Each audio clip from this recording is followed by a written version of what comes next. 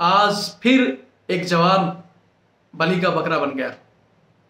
आज फिर अधिकारियों ने दिखा दिया कि इसको घरेलू समस्या थी।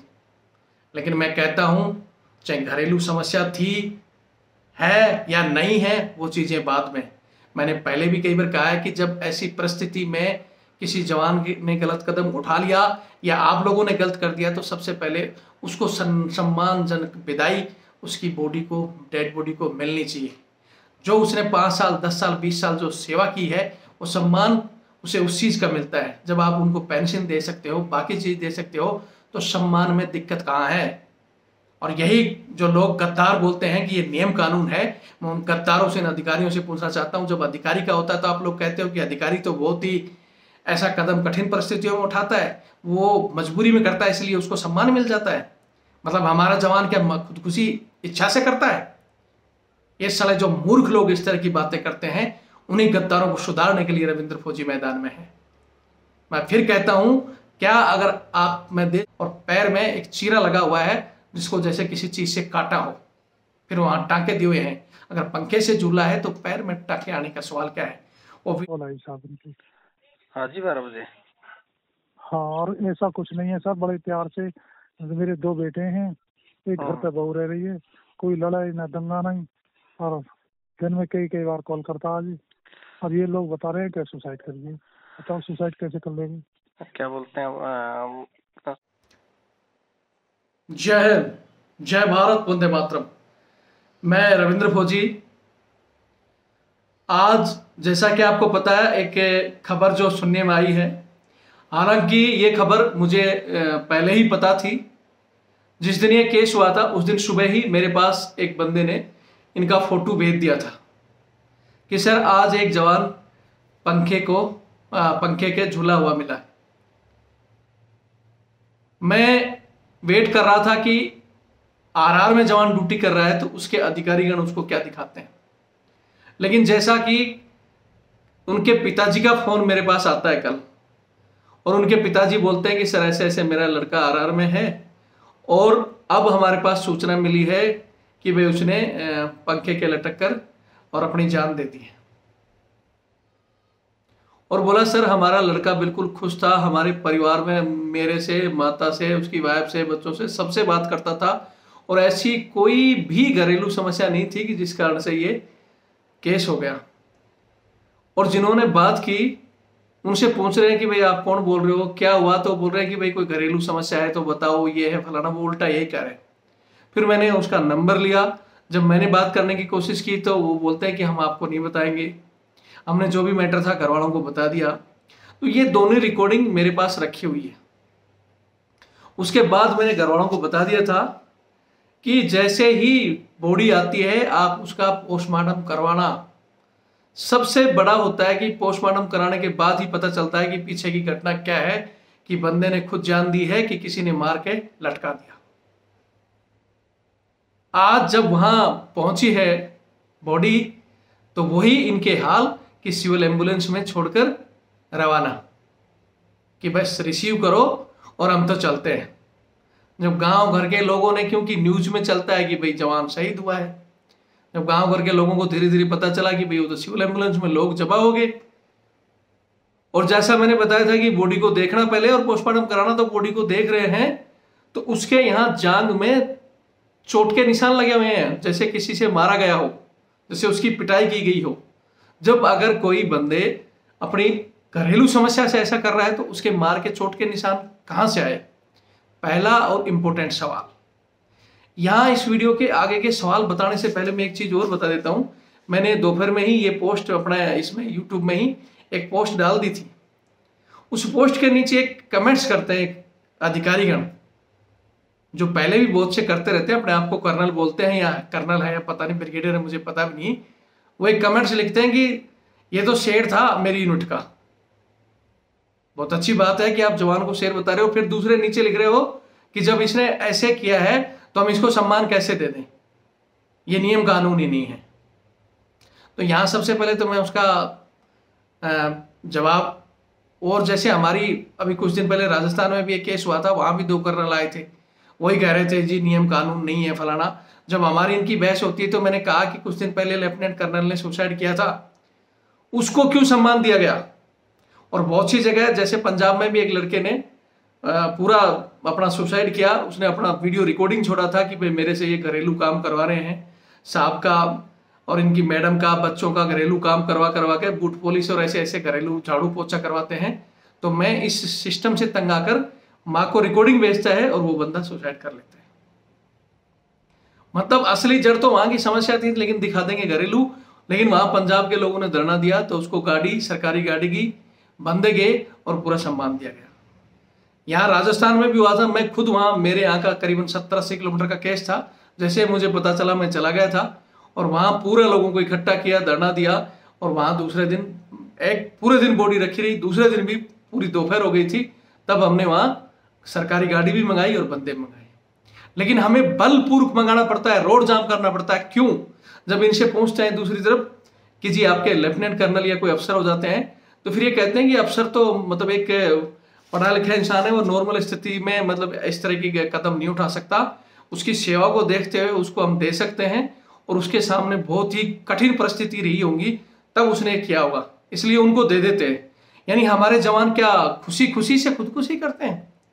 वहां भी एक लेक्चर दे रहा था आदमी की अलग अलग प्रकार होता है सुसाइड का, पता अपनी मर्जी से की है कि तंग आकर की है या कोई और। तो आज तक क्या कभी आपने देखा कि कोई खुशी खुशी जाकर इस तरह का काम करता है? विषम परिस्थितियां और उसे मजबूर किया जाता है, उन मजबूरी में ही आदमी अपनी जान देता है। और मैं 100% कह सकता हूं, आप पोल करवाओ, जवानों से जा जाकर पूछो, वैसे तो सब दबे कुचले और डरे बैठे हैं, लेकिन अगर इंडिविजुअल से कोई बड़े लेवल पर पूछा जाए तो 99% लोग बोलेंगे कि 99% जो हत्याएं हो रही हैं उनके जिम्मेवार अफसरों की तानाशाही, अफसरों का दुर्व्यवहार और ये घरेलू काम। सबसे बड़ा घरेलू काम जिसकी हम बार बार कहते हैं कि ये ब्रिटिश द्वारा जो चली हुई प्रथा है, ये सहायक प्रथा जिसमें जवानों से इस तरह के जो सिविल सर्वेंट मना कर सकता है, लेकिन जवान को मजबूर कर कर कराया जाता है और सबसे ज्यादा आत्महत्या इसी केस में होती है। फिर उसके अलावा बाकी बच्चों लोगों को छुट्टी नहीं मिलना, ड्यूटी का प्रेशर और फिर इनकी इस तरह की बकवासबाजी और बैड लैंग्वेज, जवानों को बोलना, उनको दबाना, ऐसे तंग आकर ही कोई आदमी करेगा।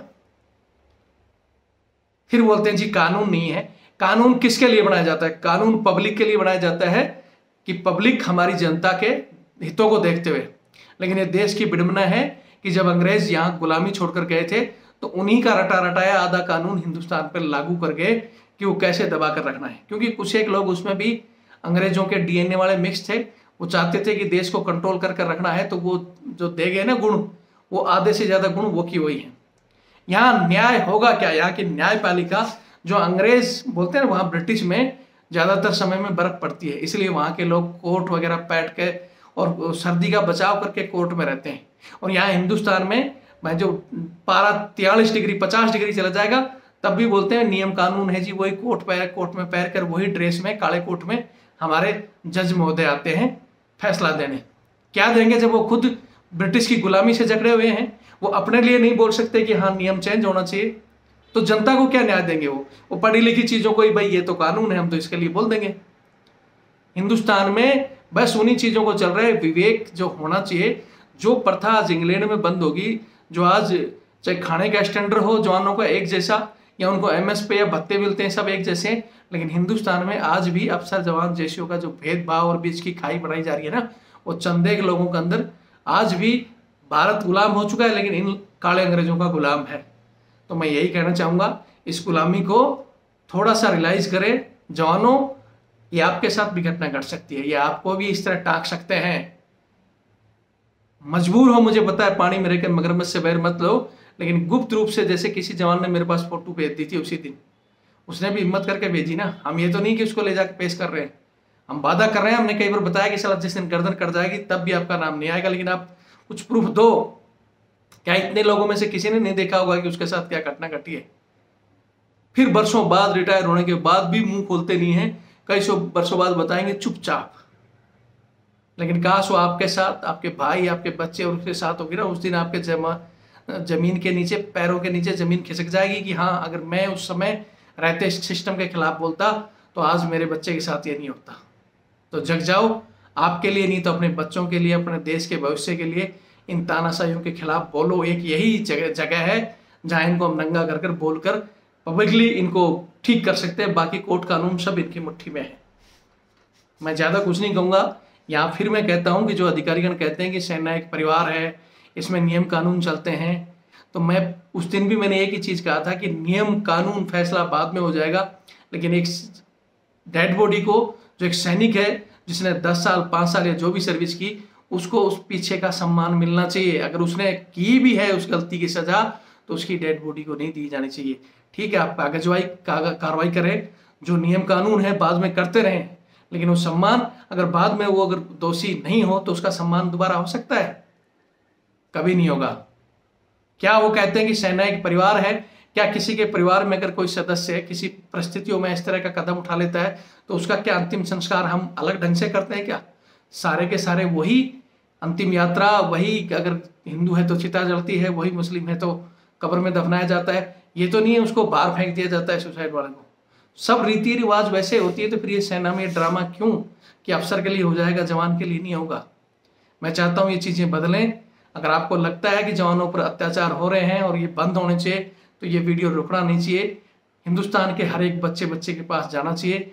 और जिनको लगता है कि हाँ हमें इस फाइट में शामिल होना चाहिए, तो इस चैनल रविंद्र फौजी एक्स आर्मी RTF से जुड़ो और अपने हकों के लिए लड़ो। रविंद्र फौजी या फौज के लिए नहीं, अपने आने वाली पीढ़ी के लिए और अपने देश की सेना को मजबूत करने के लिए जुड़ो। जय हिंद, जय भारत, वंदे मातरम। कैसे झूला है तो पैर में टाके आने का सवाल क्या है? वो वीडियो मैं आज आपको इसमें आगे यहाँ नहीं दिखाऊंगा, क्योंकि हमारी कुछ गाइडलाइन होती है, फिर इसको वीडियो को YouTube बंद कर देती है।